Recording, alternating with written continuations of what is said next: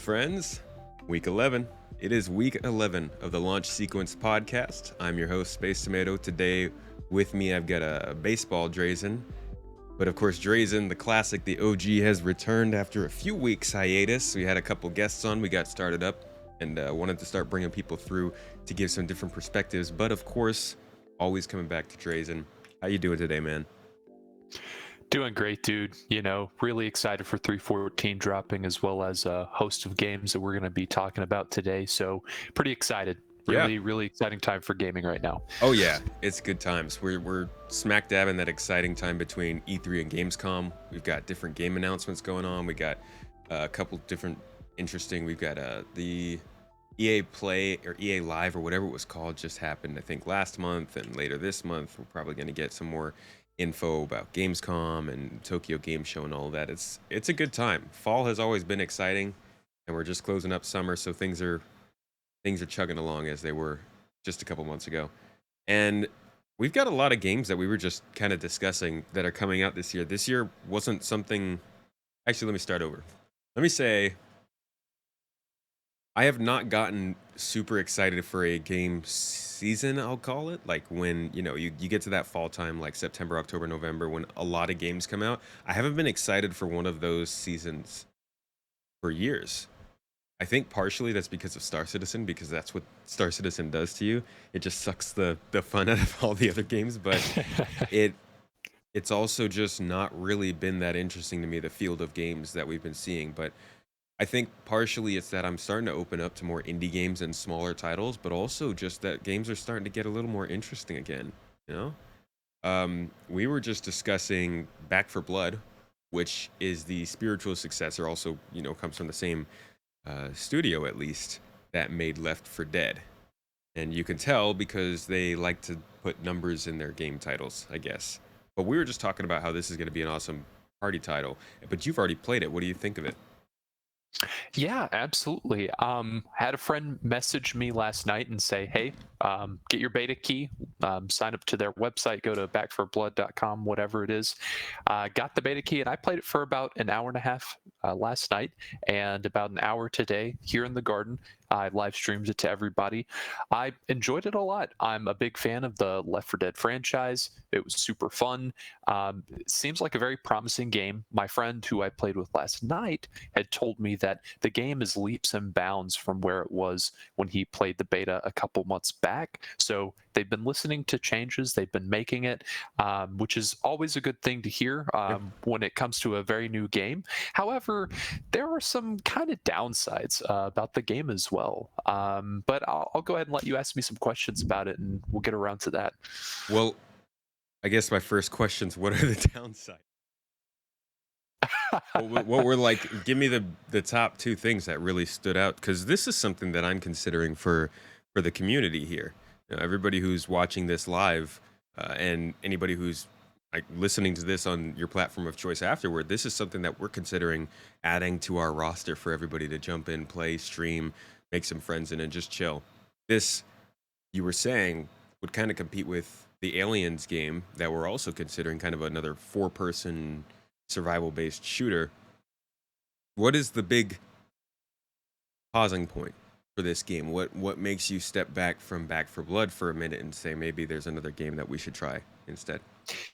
I would say the PvPvE aspect, which is something we're very familiar with in Star Citizen. As we all know, we have no opt-out option for PvP. We also fight NPCs. So I would say you could draw some very, very small similarities there. They have a game mode that you can play where you fight against another 4-player team in a PvP scenario in a zombie map, while you're also fighting waves of zombies. That makes me take a step back and say, well, people aren't really interested that we might have some people who really enjoy Back 4 Blood, but they need more of a challenge that might gravitate more there. Well, if that ends up happening, then maybe Aliens Fireteam is better, because as far as we know, it's just PvE campaign story kind of mode like we see in Left 4 Dead. Another big step back point for me, the second one, is it dilutes a lot of the good ideas that the game has with a barrage of systems, currencies, pickups, and unlocks. Personally, I enjoy it. I feel like having meaningful progression from story to story, chapter to chapter, working on ranking up guns, getting better attachments, getting better power up cards. These are all things you can do in Back for Blood. However, people who like the more, back to the nitty gritty bones of what Left 4 Dead is like may enjoy Aliens Fireteam more. Hmm. So what is the winner then? What is it about this game that you love so much? I mean, a lot of people would probably just say that it's the teamwork, right? The aspect of being in a four-person team and everybody having their own sort of specialization. Sorry, English. Yes, I would say so. I think for me personally, it's the spiritual Left 4 Dead 3 that we never got and probably never will. I Yeah, feel like this is a good continuation of a story and of an idea into a new format, into a new, insert into the gaming community as a whole, which is why I was drawn to it originally. As soon as I knew the Left 4 Dead creators behind it were doing this, I was immediately interested. yeah, So yeah. When they made a good point to slap that on the trailer in at E3 because that was, I think, one of the big selling points of the game. Oh, exactly. I would say that was my biggest draw. I love playing mindless games. When it comes to shooting zombies with your friends, I did it back in high school. It's a great way to just get into something, have a bunch of fun, maybe have some beers, some joints, whatever, and just really enjoy your game time without having all of these huge things weighing upon you, like if you were playing Star Citizen or some games that have progression that you can go forward or back with. The ever heavy So Star Citizen on your shoulders. exactly. It's a game you can step away from and not play for a couple months, and then all of a sudden your friends want to hop on it one night. You can Sure, get right back into things and enjoy it just as you did months ago. sure. Speaking of incredibly fun games to play, I mean, I think that's what we were talking about. I just finished playing the Halo Infinite beta last week, and I don't know, some of you currently listening may have also played it. It was, I expected good. I have been waiting for this game for a long time. I expected good, but I was also kind of nervous, I was like, okay, maybe I won't enjoy it too much. Maybe it's going to be, maybe I've just outgrown it at this point. But no, I've I've not played a game recently that kept me saying one more game, one more game, one more game. The last time that happened was I think Civilization 6, a year and a half ago maybe or so. But before that, I don't remember. It really is something special, that game. They took the original Halo formula that people know, that triangle of grenades, melee, and guns, that game of chess that you play out there while you're in the game, and they flipped it on its head with a couple extra things like equipment and um just a whole slot new of power weapons, and it's been incredibly fun to play. The sound effects are great as always, top level audio design. The speed is good. The teamwork aspect of it is really good. The UI feels really crisp and solid. It's just all around feels like a great title. And I've seen some complaints here and there, some small ones, but I can't. They're like, oh, the animations play at 30 frames per second.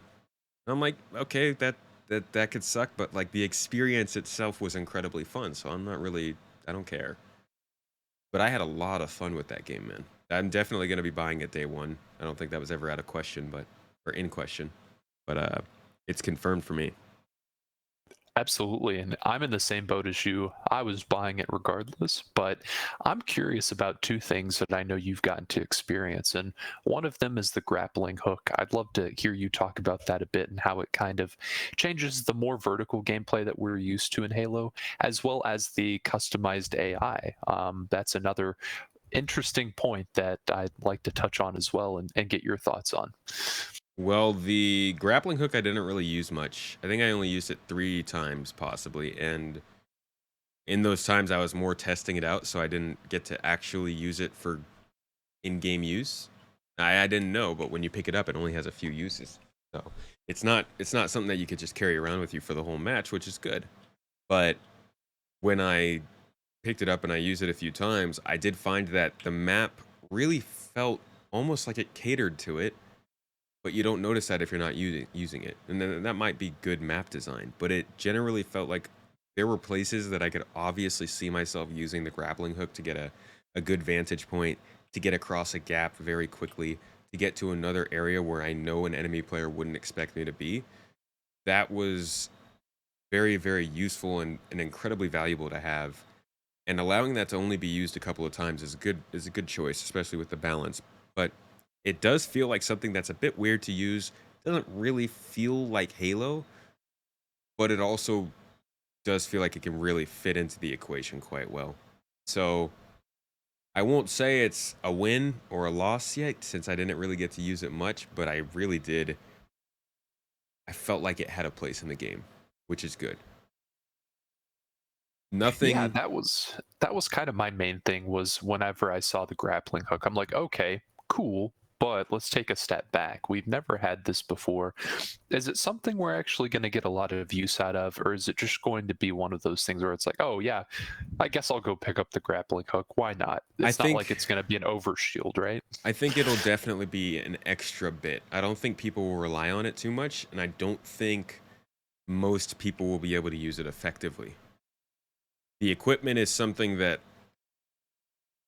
they've given them enough pros and cons that you do need to really think about how you apply them. So, for instance, the drop shield is a great opportunity to pause somebody for like one, maybe two shots, or to cover your back for just a couple of seconds.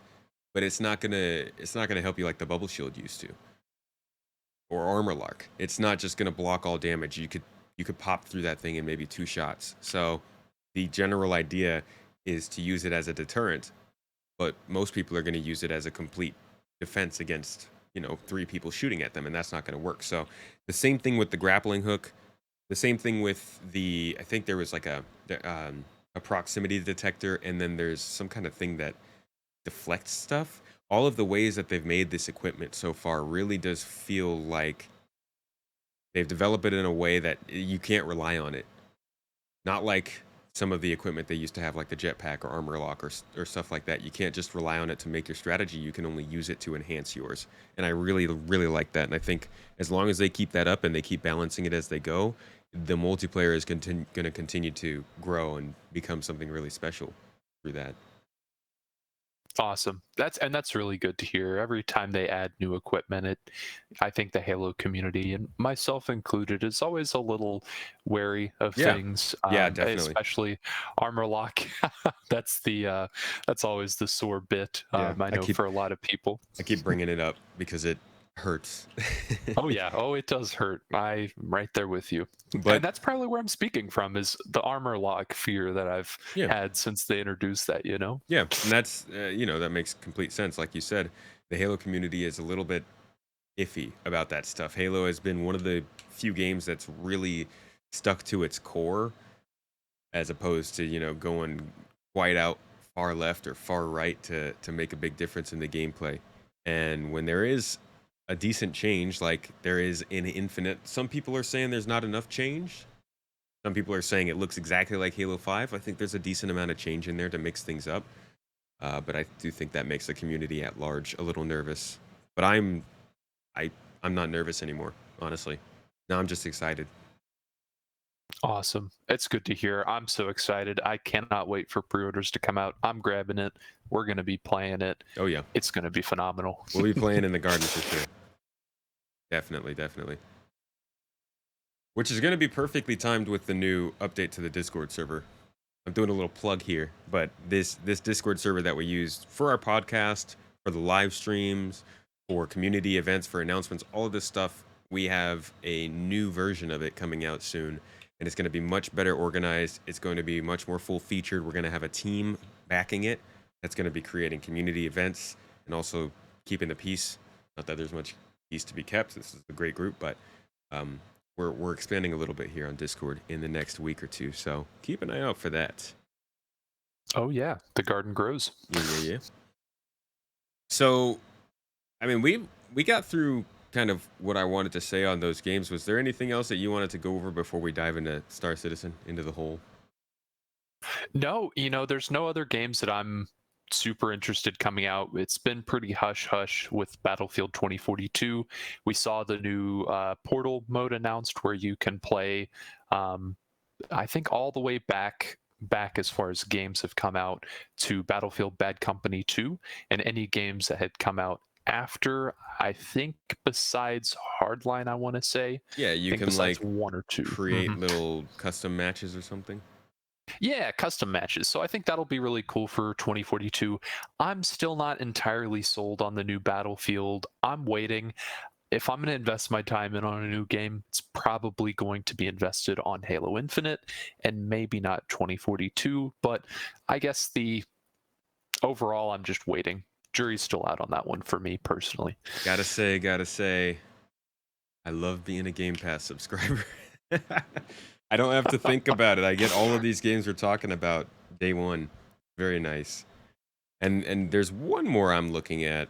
I think it's just this one for the rest of the year. Yeah, now that Horizon Forbidden West got delayed, the big one I'm waiting for is Dying Light 2. I don't know if you played the first one. I did, yes. Yeah, that's a fun game, but a scary one. You know I don't do well with scary games. Hmm. Oh my gosh. So I hate that because there are scary games that I really enjoy and I want to try, like Resident Evil, Alien Isolation, even Dead Space got to me. And then, but they're Really? scary. So yeah, dude, what? Did Dead Space not scare you? I think after playing, I forget which Aliens game it was, where you were trying to avoid the alien. With how many jump Isolation. scares I've had, Isolation. Yep, that's it. After playing that game, I think I've gotten numbed to any scary games. Never happens So for me. Never yeah, happens. It always comes back to haunt me. I'm such a freaking baby when it comes to scary games. Scary movies are one thing, man, but like trying to imagine being in a scary movie and making all the decisions. yep, That's scary. That's double right. scary. Well, then okay, what's going through the mind of these people in scary movies, and how okay, maybe some of it's legit. Yeah, I guess, but I don't need that. Uh, Yeah, no, completely understand. But But anyways, but Star Citizen. let's get to the big elephant in the room. I think I actually don't think that would be the correct term in this instance, but Star Citizen is the big topic at least of today, as per usual. Hmm, Sorry, I need a little hydration there. But there's a lot going on in Star Citizen right now. So let's quickly. I want to go over everything that I think we should touch on today regarding Star Citizen. First is the newest lore post that they made today or this week. Pretty interesting. It's an old one, but a lot of people probably haven't read it, so I'll talk a little bit about it. 314 is going live today, tomorrow, 2 days ago. I don't know. It depends on when you listen to this or hear this or watch this, but 314 is going live. So that's happening finally after a month long, more than a month long PTU phase in Avocati. Monthly report came out 2 days ago. Has some good stuff in it. I just got that summary out to all Patreon members at level $4 or higher. Every time a monthly report comes out, I get you that summary as quickly as possible with all the extra bits. And then everybody else gets to see it in the video that comes out a week later. Finally, Inside Star Citizen was pretty sick yesterday. It was good. There was good stuff in there, so we'll talk a little bit about that, the cool stuff we saw there, and then we might also touch on Star Citizen Live. But I wasn't. I was gone. I just got here, and you said you didn't really get to watch much of it. So maybe instead we'll just talk about what we expect at CitizenCon. But how about we start out with the lore piece that I was talking about? This is actually very interesting. These are the only insight we have into what actually happens in the places that we're playing in this game.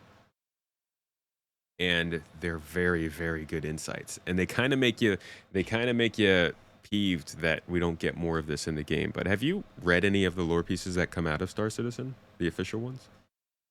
Yes. So back when I was not playing Star Citizen as much, I had already backed, but I wasn't playing. So I want to say this was probably 2018, 2019. Yeah. I really got back into the game because of Astropub and a lot of his talks, a lot of things that he was covering on his videos were actually backed by some older lore posts that we had gotten, or little tidbits that CIG likes to drop. Yeah. And that's what really got me back into Star Citizen was the lore and by extent Astropub. So Hmm. yes, I do like reading those. They're very cool. Yeah, Astropub's great for lore. He was on our episode, I believe it was 2 episodes ago. So if you'd like to hear me and Astropub talk a little bit about Star Citizen lore for like an hour, go check that episode out. That's week 9, I believe. It was a good one. But yeah, the lore is it's good. You know, they've got a lot that they could do with the lore in this game because they've just set up this massive sci-fi universe with all these planets that differ so much. And let me tell you what I mean. So this more recent, I pulled this up. So the lore thing that I'm talking about here is a story of a man who's doing a smuggling run from New Babbage into Lorville, and he doesn't realize that his smuggled goods, which he expects to be, I think, hydroponics equipment and like medical goods and stuff, innocent stuff. Uh, he gets to the place where he has to drop this off. Now, before I go any further, this is the first place where they name some detail that actually gets you thinking, like, okay, cool. I'd love for them to explore that in the game a little bit. And so the sentence says the drop had been on the outskirts of Lorville. Factories out here were either automated or had outlived their usefulness. They were also within walking distance of residential areas, so it made for a convenient place to meet. This is 2 sentences of lore, but it already gets me thinking, like, what is going on in this area between the factories and the residential areas? Why can't we get to see that, to see the way that that affects the game world? Um, and it kind of expands on the place that you're playing at in the game. So the next time you go there, you can see, you can hear, you can imagine some of that stuff going on. So part of me is like reading this lore and I'm like, okay, this is awesome. I want more of this in game. But also part of me is like, I don't need more of this in game because now I can just add it to my own imagination. But this has been a really, really fun one to read. And while this is an old one, I really do hope that they can start adding more of these. And not only that, I hope that they can start adding some of this stuff that will then show up in the game. Like, so, I don't know, let's say Orison just got added and it has the thrusters, that fire to keep the city afloat.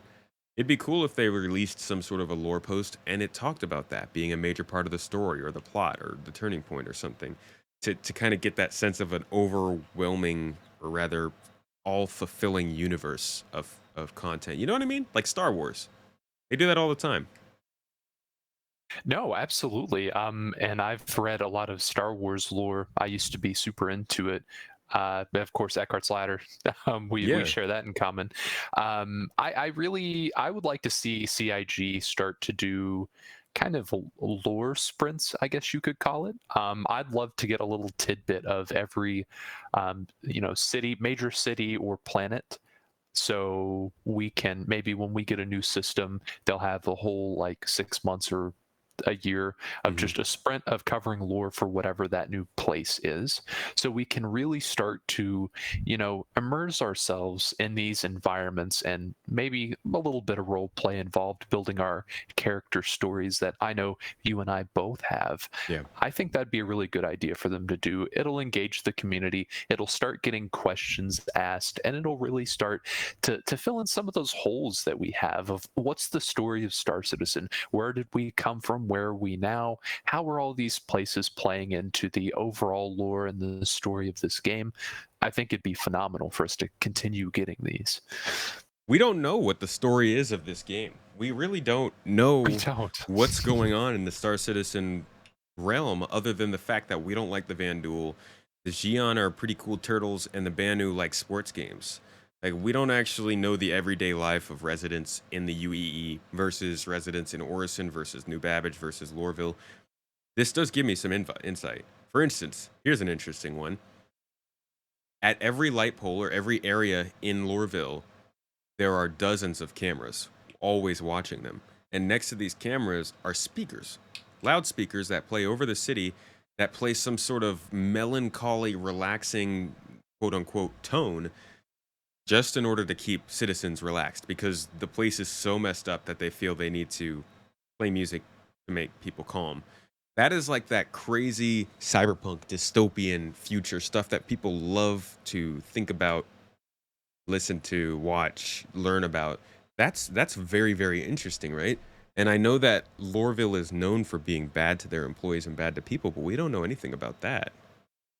Do you remember back when they were teasing us some of the Lorville security outfits? Yeah. Yeah, I feel like that would tie into a lot. I'd love to see that. Put a lore post out like what they did. Then, that month release some armor of like what the Lorville security is. Do it all encompassing. I mean, the psychological warfare behind, the multiple cameras on every light post with a loudspeaker pumping out music to try and keep everybody calm. I mean, that just immerses you, and that's one city in Stanton. Yeah. What if they did that for all of these cities? Would Yeah. be so cool. They actually there were some parts in here uh that kind of, I mean, it was just I agree with you. There's so much that they could explore with this stuff that I'm just like, I can't wait. I really can't. I Um can't either. gosh, I was gonna say something else about the lore, and I can't remember. It was something about this story. Oh, right. It was about the guards. You were just saying the Hurston security. Another interesting tidbit that they went through in this story. Just naturally this information comes out when you're reading this stuff. But the guy, the character, the main character, was in trouble and trying to get through the city, and he's walking through these customs areas and train stations and stuff.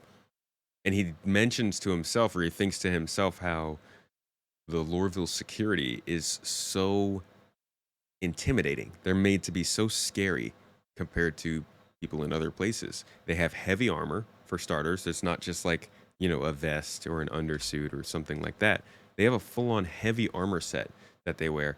And then on top of that, he said they always keep their external speakers off unless they're specifically talking to you.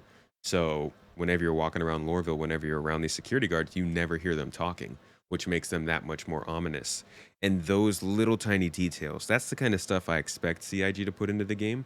And I'm really excited to see how, like you said, going from Lorville to Orison will make such a huge difference in terms of the security, how they treat you, whether you can smuggle guns in or not, whether you can bring in, God forbid, whether you could bring in another species. I bet there's going to be a planet or two that are like that. Absolutely. And people will want to kind of get an idea of what place will I want to call home someday? What place do I want to work out of? Who do I want to grow reputation with? We're getting the reputation system soon. Mm. Well, if we had the lore to kind of back all of these different, factions that we can work for, that would maybe even be more of a determining factor of, hey, maybe I shouldn't work for, Mr. Hurston, because wow, he runs things like a psychological warfare concentration camp kind of Yeah, situation, you know? yeah, yeah. It's bad in there, but Yep. that's yet another one of the dreams of this game that I can't wait for. Is I've started to realize in these last, I would say, 4 to 5 months. I always thought CIG was going to grow to reach, around 600 people or so, and then stay there for a while and kind of just tread out the game. Um, because I didn't really think they'd be able to continue to raise the amount of money they're getting every year. But now they've been able to keep doing that over and over, year after year. The amount of people who are joining is increasing so quickly that their money's always increasing, and they are now able to say, okay, well, we're going to get past 700 employees. I don't know where they're going to stop. And at this point, I'm realizing that 10 years down the line from now, 15 years down the line from now, when this thing is still being developed actively and enjoyed by a lot of people, at least, we hope, it really will be like that. Different systems and different planets are going to feel so much different because of how much of this progress that they constantly make on the cine tech, on the planet tech, on the weather systems, on the AI as it keeps building and building. I feel like more of these specific scenarios are going to differentiate. And that is one of the most exciting bits of this game. You don't get to experience many games where they have the manpower or the time to build enough environments that can differ that much. That's something that's going to be super unique with this game, and a product of what people call the worst part of the game, which is the time it took. No, and the explosive growth of CIG, I feel like will directly correlate with the expedience that we're going to get a finished, polished product too. And it's always great for us because this is the largest crowdfunded game in the history of games.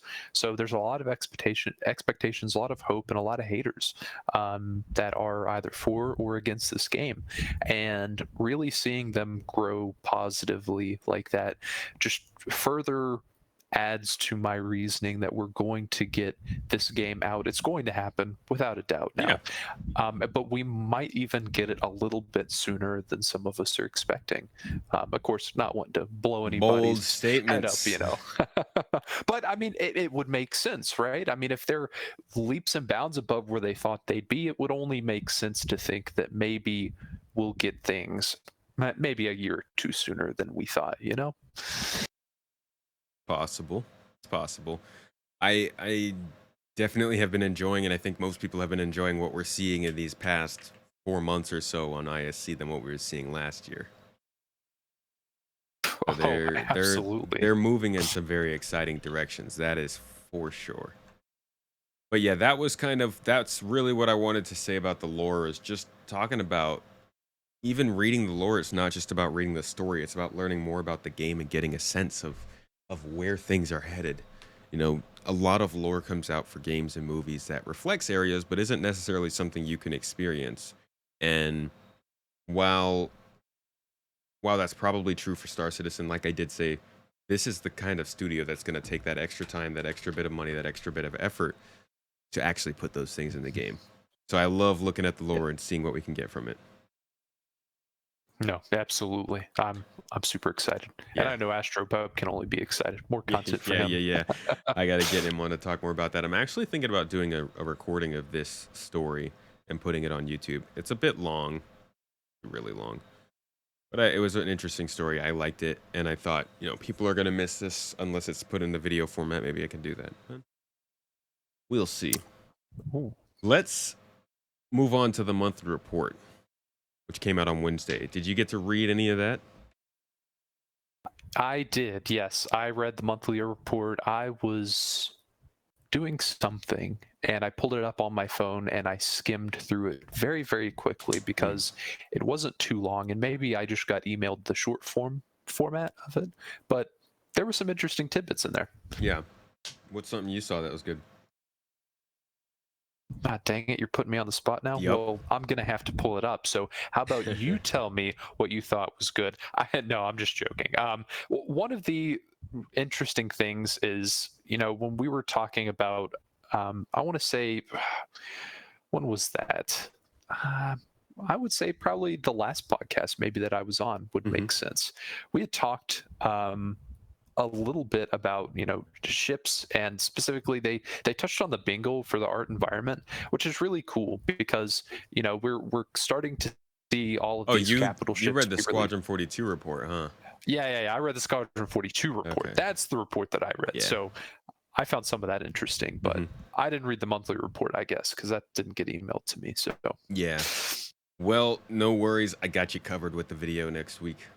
But sweet. it was a pretty solid report.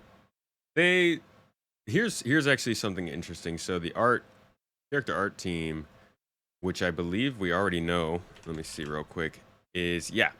So we had a cybernetic concepts. It's actually on the progress tracker and on the monthly report. This got worked on in July. And a lot of people don't know this. This is something that was talked about a bit more, I think. I want to say 2017 or so, maybe 2018. They were talking more about Recco Battaglia, who has a cybernetic limb, but also the fact that players will be able to have cybernetic limbs at some point. I'm not sure if they've settled on the idea that it is the ruined limb, the horribly damaged limb, that makes you eligible to have it, or if It's the whole idea of, oh, you've cloned yourself too much, your body is deteriorating, you came back with a cybernetic leg. Sorry. But I do know that in some way related to the medical system, they are planning on having cybernetic limbs in the game. So that's going to add a decent amount of at least visual variety to players. I'm not sure what that's going to do in terms of hitboxes, but that's an interesting one. It was worked on last month. Yeah, and I'm just reading here, getting caught up. One that stands out to me is weapons. So the size sevens for the Ares Inferno and Ion. I know a lot of people are really, really interested in seeing that ship come out, as well as the bombs for the A2, because I know a lot of people have the A2. They want to do some carpet bombs. So Mm-hmm. just skimming through here, that's one thing that super jumps out to me because I know a lot of people are really excited for those ships. And that's something we'll talk about in when we talk about ISC too. That was a little sneak peek at bombs there. They've been Mhm. talking a lot in this monthly report. There are a lot of teams working on these. In fact, let me check out on the progress tracker. A lot of teams working on these hospitals. Uh, I feel like that's almost every major update has to do with hospitals. And yeah, I'm just looking at how many things on the progress tracker pop up when you search for hospital is wow. There are a lot of things here. Excuse me. Yeah, they're working on hospitals kind of on the Squadron 42 report. They're working on the Bengal hospital right now. They're working on, hospitals for planet side. I feel like that's really medical. They're just pushing a lot of that through Yeah. right now in every way that they can. Yeah, it's so this is an I think this is a good topic. The the difference in how they're developing their gameplay loops now is it's night and day from how they did mining. With mining, they gave us something really basic. And it was also only linked to ships. It had nothing to do with the FPS implementation or anything like that. They did something super basic that they could just get out the door as something that would be interesting in the game. But now they've not only dug themselves into a bit of a corner, but also just naturally progressed into this corner of this is a game. Come play it. It's an alpha, yeah, but you should play this game. And they need to start delivering on that advertising. And it really seems like they're going all in on making sure that this first implementation of medical has a lot of supporting features, whether that be the scanning that allows you to find other people, um, the physical inventories that make sure that you have limited things that you can carry with you, aka medical supplies. The amount of hospitals they're putting in hospitals in Orison, in Lorville, in Area 18, in New Babbage, and then also in rest stops and in Grimhex. They're working on all of these to be in the next couple of quarters. They are building the AI, the doctors and nurses. In the monthly report, it's talking about how they're going to be able to respond to you. They're going to know when you've respawned into the game, into the bed, and help you and animate and all this kind of stuff. They've built trolleys out with that animation probably also working with the beds in the hospital so that NPCs and players alike can push around people in these beds. They're allowing for the beds in ships to function as respawn points and places that can heal you. They're doing toxicity level. They're doing food and hunger, actor status too. There's just so much stuff going into surrounding this gameplay element. And it really goes to show that they are much more serious about making sure that these things are entertaining, fully featured, and good to go when they come into the game. And that gets me pumped for salvage. Oh man, yeah, and that's another thing that they covered on Inside Star Citizen was the Vulture, which will Yeah. be cool to talk about. Yep. And that whole focus on that stuff is why it's taking so long. People keep asking, why are these gameplay loops not coming all at once? Why are they not coming right now? Why do they keep getting delayed? They're putting a ton more work into them than they were. Even something like I guess you could say bounty hunting came a little bit more recently than mining. It's a weird profession. But nothing else in the game has been made to this extent, to this depth. Besides maybe the star map. That's another one that they seem to be putting a lot of effort into. But I think that really speaks towards what the goal is of their current development. I think that's really important to take note of. Um, What else did you was there anything else that you saw that you really enjoyed reading about that got you like, No, "Ooh, I love reading." no, I mean, a lot of the times I just peruse through these, which is why I don't always make an effort to read through these. Mhm. I always just check the roadmap because I feel like that's probably the best idea. They always keep that updated for Monthly report. what's, I keep you know, saying it. Monthly report. yeah, I know. But I always personally, outside of content creation, I just like checking the progress tracker to see where things are going because I feel like that's really telling. They can say they're working on stuff, but until we see it there, it's can always kind of be hit or miss. But medical is probably the thing that I am most excited for because I want some challenge, and I feel like having actual medical gameplay and having to be more conscious about that is going to be super cool, and I feel Disagree, like it's yeah. going to deliver a more immersive experience for everybody. Very important, yeah. Um, Look at it this way. Things can be on the progress tracker and things can be on the roadmap, but you never really know if they're actually going to be in the next patch. You always know if something's going to be delayed because it's not showing up in monthly reports. They keep Yep. talking about medical, so we know that's probably going to be good. They keep talking about the Crusader Ares, so we know that's probably going to be good. They keep talking about the Redeemer. They keep talking about the hospitals, and I want to say I see the they, Retaliator mentioned as well. yeah, the Gold Standard Retaliator and Sabria. They haven't actually really talked much about the FPS radar and scanning. They said like one sentence about it, so that one is one that I'm still kind of watching carefully. Personal inventory they did talk about, and I think this is something that's good to touch on. They've tempered expectations, I think, a little bit with this monthly report on the new inventory. I'll read exactly what they said to you, and you can tell me how you think it should be taken. So first, they say the features team continued working on the new player inventory with daily reviews on the user experience. And then a quote from the features team says, there are a lot of hard choices being made on what has to make it into the first release and what can be postponed. Even with some aspects of the inventory coming online later, the new player inventory is shaping up to be a significant improvement to the existing PMA. So, what do you take from that? um, Dang, yeah, they didn't sugarcoat that. It's I feel like they always try and deliver the bad news before the good news, right? In traditional CIG fashion, and I feel like that's what they've done here. I'm reading it right now.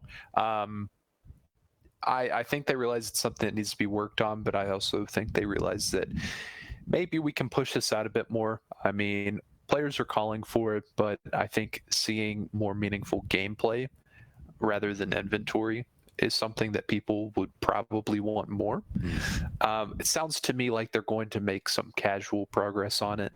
I don't see anything coming soon. I think when it does come, or when a big part of it comes, it's probably going to be a larger part of a patch. That'll be like a big push, like a medical or salvage kind of thing, Hmm. because that's what I feel like the inventory deserves to have with how big it is, in my opinion. I think I think this is going to be not as not as big. You're right, not as polished as medical. I think what's probably happening here, at least in my opinion, is that they are slowly realizing that, or maybe they already knew this, but there are things that are linked into that inventory system that won't be able to work until a couple other things are finished. Maybe on the cargo refactor side, maybe on the asset manager side. I'm not really sure, but I'm guessing that there is some stuff that they just know isn't going to make it, and so they're going to make sure that the feature is packaged in a working package and then added onto later. I'm honestly, who knows what kind of stuff has to be cut, but I would definitely look at what we have right now and not expect too much above that in terms of features, just an improvement in reliability and functionality. So obviously adding the ability to store stuff in different cities and different ships, not be able to retrieve those things unless you're in those areas, and also to use backpacks and storage on your person. But I wouldn't expect much going past that just yet. Nope, I wouldn't either. tier 0 implementation, if even that. Yeah, yeah. Tier half. That being said, it is. Well, I would say this is tier 2, right? Because Tier our 2. Yeah, inventory has expanded a little bit in the last couple of years. We started yeah. with So that this would be really tier 2. bad wheel selector, and then we Oh did that god. other one last year where we could use inventories in like rocks and backpacks and stuff like that. And now finally it's growing up. It's going to college. Gonna Yep. be useful Oh now. yeah. Useful to Huh. society. So yeah, it's good that they're talking about it though. Like I said, they're talking about it, which means it definitely will be there. It was pushed back from 314, which means they got some extra time to do extra stuff in it, but clearly not enough. It is an exciting topic though. I'm really looking forward to that one. And then was there anything else? Thruster VFX were pretty cool. Some render to texture stuff. Talking a lot about the Grim Hex medical place. They talked about they are polishing now and color grading Pyro's planets and moons. So it sounds like Pyro is basically, at least on the environment art side, done. Now the lighting is taking over, narrative is taking over. They are working on fleshing out some of the gangs, and there was, let's see, art environment. AI tech is working on the navigation mesh, which is meant to work with that. And I don't think any other teams were talking about it on the monthly report, but there's a lot going on in Pyro. They're pretty far along with Pyro, and the fact that we saw Nyx and ISC, which we'll talk about in a second, was also really good. But other than that, I think a lot of the stuff was mostly 314. I was actually surprised that this one didn't have more heavy, juicy details, but maybe they're all busy getting ready for SitCon. So let's go ahead then, unless you had anything else you wanted to say about the monthly report. Nope. I think we're good to move and talk about ISC or SitCon. Yeah, yeah. So Inside Star Citizen was a Haluva episode this this week. What did you think of it? I think it was bomb in more ways than one. I thought it was awesome. Funny guy. Oh yeah, always the comedian. I thought it was really really cool. Of course my favorite thing was bombs. Not just with the A2, with those size 3 bombs getting worked on, but just they were flying around a Gladius that had bombs on it, Yeah. which I thought was really cool. I was like, wow, look at these. They all have integrated physics into them. I think it's going to be awesome. I've played games that, you can kind of torpedo or bomb locations when you're flying. So it'll be really cool to see how CIG does it, their style. Yeah. That was hands down my favorite part of this ISC, beyond a shadow of a doubt. I think that was I was not expecting the bombs to work so well physically based, like the way you could see their velocity decreasing or increasing due to gravity, due to your ship's motion. I think that's really cool what you were saying. Like, I'm just imagining flying through space and letting a bomb go to just let it like stealth sail through space into a capital ship that never even knew we were there. Oh So yeah, exactly. It brings so many new gameplay features yeah. into it, which I'm super excited about. I still want them to prove to me why we need bombs. I mean, I know obviously it's alpha and it's early and we're going to need them later, but I want to know why we need them later too, besides attacking bases. Are we really going to have enough reason to attack ground-based targets that we need like just so much gameplay surrounding bombs? I'm assuming obviously so. So can I hear more maybe? Or I mean, I Yeah, hope they know that. I mean, maybe it's not even that. Maybe it's just adding a different approach to combat. Maybe you can, I don't know. Maybe you can carry more bombs than missiles, since missiles have guidance systems and thrusters to them. So maybe you can decide, well, I'm not attacking ships this time. I'm just going in with unguided bombs, so I can carry some more. So maybe they're just making it like a combat decision, Hmm. loadout, giving you more choices, a lot of player agency when it comes to your loadouts, and depending on the situation, maybe it makes more sense to use bombs. I'm really curious to see how the bombs will function in space. I know everybody else is too. Yeah. Yeah. That's what I'm saying. That's very interesting. We also got to see quite a bit of the Crusader Ares. They kind of was sneaking it in there. And I don't know about you, but I did not expect to like the look as much as I did. I actually ended up liking the black one a lot, You which know, I didn't actually. I've never liked any Crusader ship. oh I my said it. I know, I said it, okay? I don't actually like Crusaders designs. I like Origins designs better than I like Crusaders. oh my However, I'm still waiting to see the Genesis come out. Which Genesis Starliner might change my mind. But yeah, I just don't like Crusader style. None of the ships really reach out to me as one that makes sense in my fleet, But I know coming from somebody who really enjoys it, yeah, curious what your thoughts are. you're kicked, you're booted, you're out. I want you out of here. Leave. um honestly I think the ship to me regarding me, the ship's completely useless. I will never be in a scenario I don't where I'm going up against a capital ship and I want to be the person who's doing the. If I'm going up against a capital ship, I want to be on another capital ship. I don't want to be in a single seat ship. Yep, Um, exactly. but I do think it's a very cool ship. I think it looks really cool. I think it's really well put together, and I'm surprised that I like it as much as I did because that was not my opinion before seeing it today. I did see it a few times and I thought the concept was really cool, but I just didn't think the ship actually looked that good. But today, when I saw the black one, like black on black, I can't find that one shot of it that I liked, but it looks so good.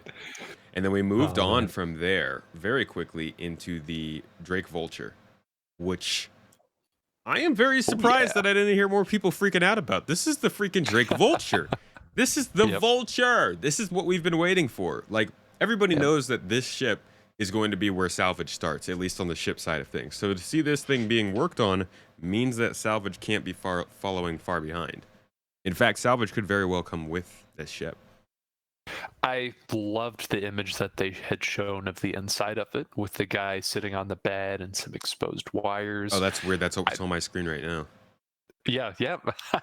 Great minds think alike. But no, I love Drake. Drake's probably one of my favorite manufacturers.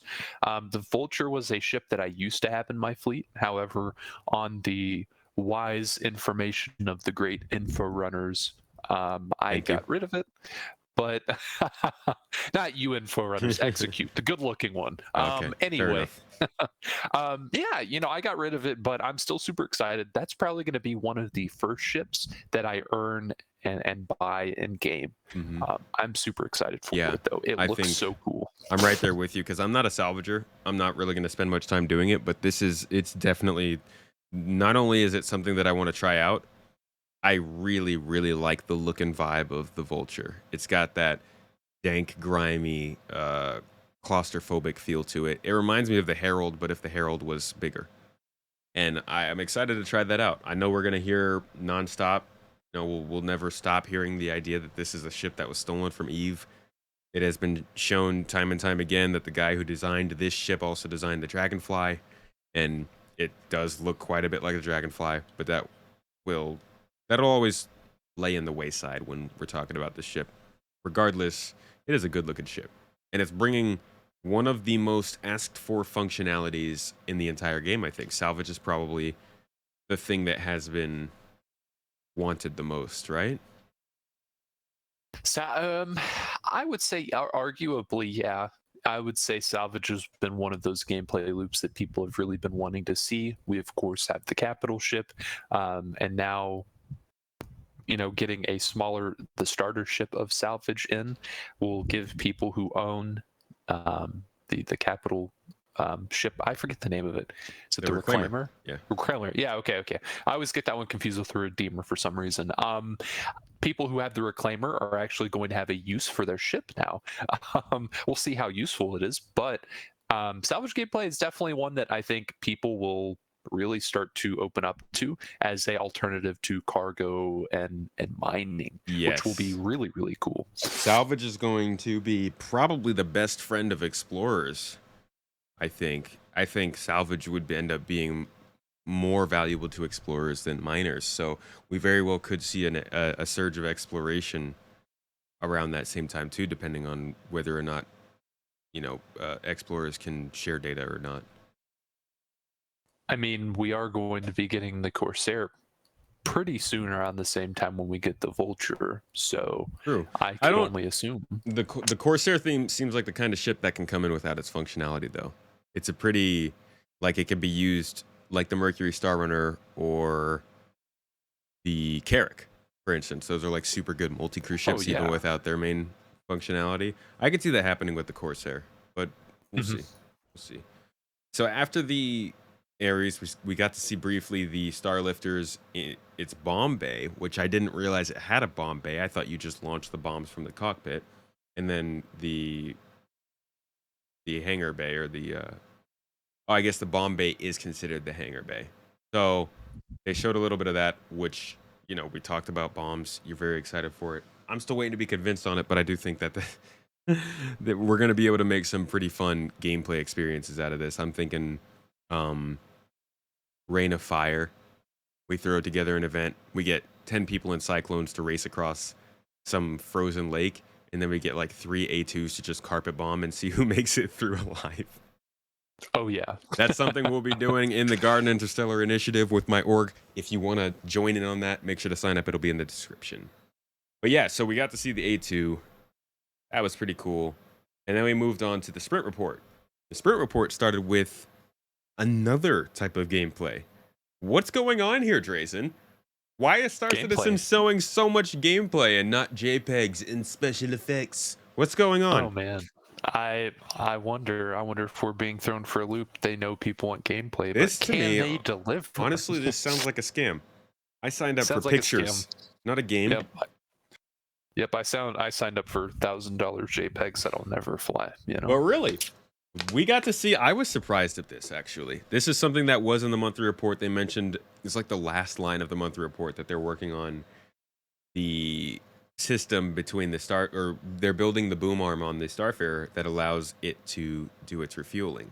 So it's a lot like the situation you would see in real life, where a nozzle would come out the back of a tanker, and Mhm. whatever is behind it, a helicopter, a plane, has a cone or a receptor, a receiver for that nozzle that then takes in the fuel. And they've described a little bit of how this will happen. It'll be, you'll have to manually control the pressure and the speed and this kind of stuff, adding a little bit of depth and flair to it. I'm just surprised to already see they have something working. It's super Well, basic. we kind of knew that we would need refueling for pyro, so it, Yeah. it makes a lot of sense. I just figure that they would start working on that maybe in the fall or even towards the end of the year. I didn't expect to see something this early with it. But I guess if they want it working by, say, Q1 of, say, March of next year, they probably do need to be working on it now. But this is, again, people keep saying, oh, CIG's not doing staggered development. Staggered development was a failure. While it may not have changed everything, we do very clearly see how it's been working with the fact that most of 315's assets that are going to be in the patch are mostly done. And things like refueling, which are clearly not coming out for 2 or 3 more updates, are also seeing work. So that's good stuff. Mhm. What do you think of refueling, though? Are you somebody who's going to be taking part in that at all? Friggin' hell no, man.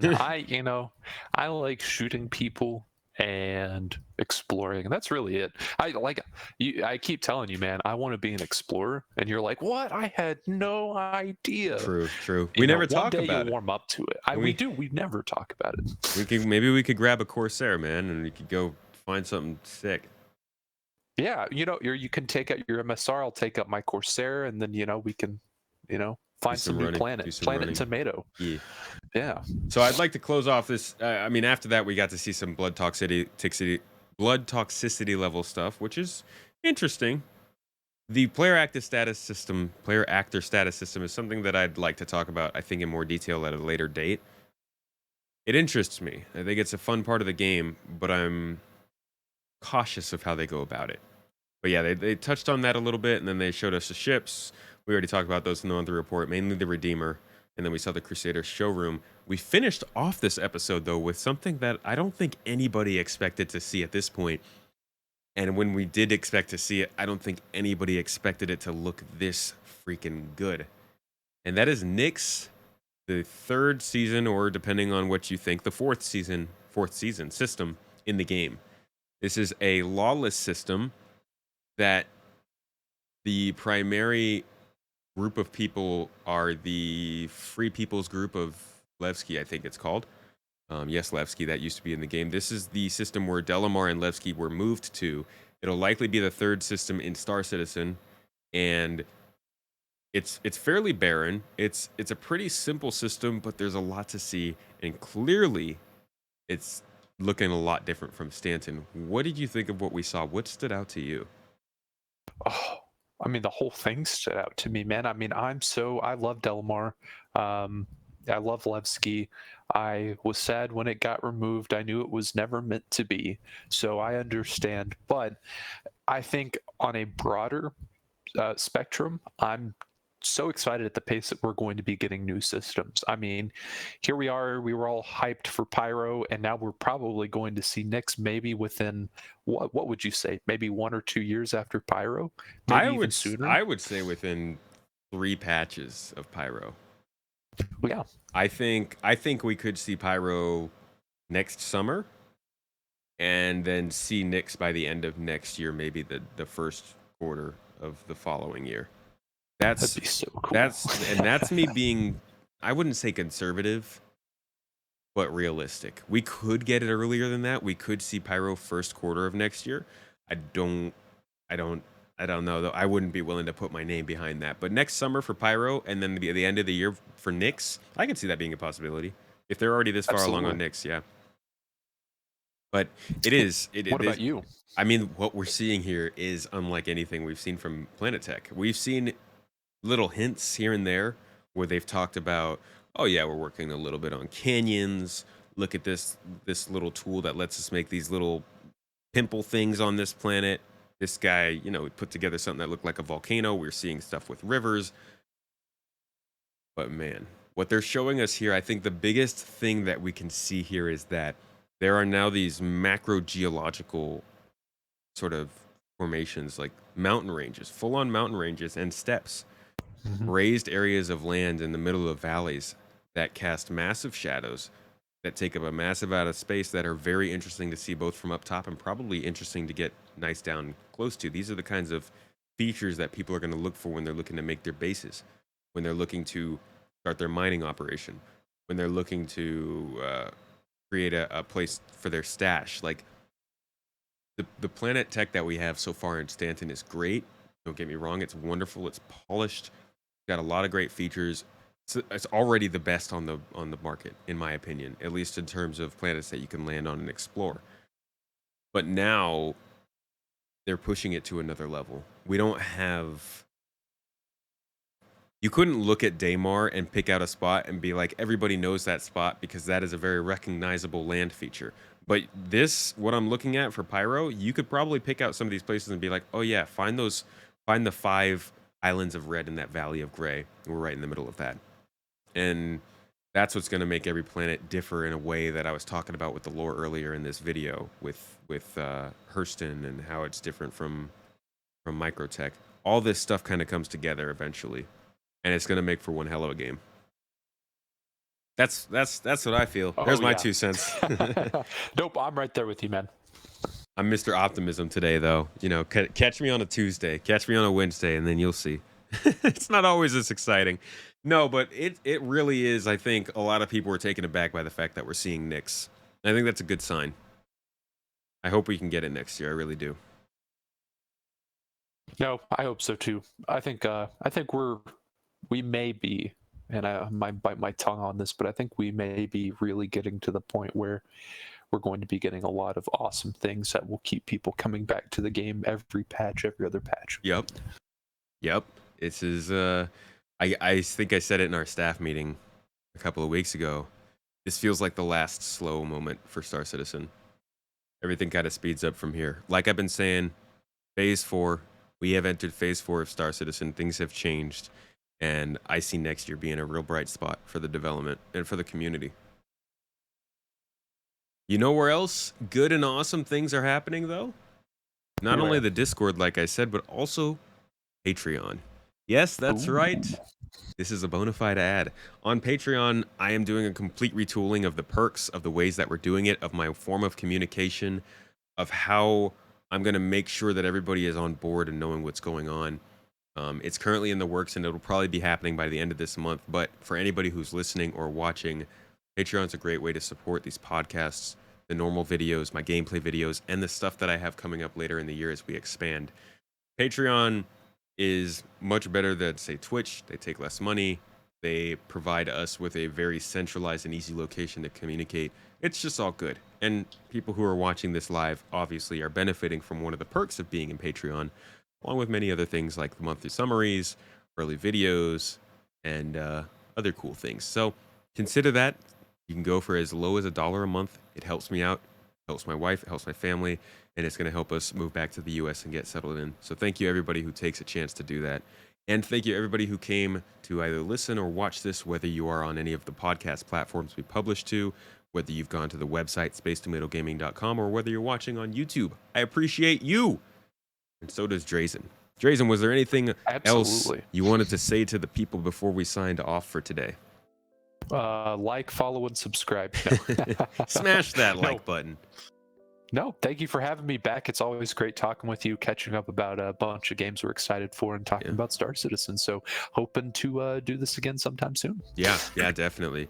Next week, everybody, we've got a special guest. Super Mac Brother is going to be joining us. So we'll be talking a lot about Star Citizen, what's going on in it, what we'll be thinking with the future, and what we're excited for in 315. Make sure to tune in for that one. All of you who want to come live, we'll be doing the recording again on Friday. And then that will be the first episode I do back in the US permanently. So it'll be a bit of a party episode. Definitely show up for that one live. And if you don't, make sure to catch it again on all the platforms or on YouTube. That is the launch sequence, week 11. Signing off. Once again, I thank you all for coming. Thank you live for listening. And thank you, Drazen, for joining me. See you all next week.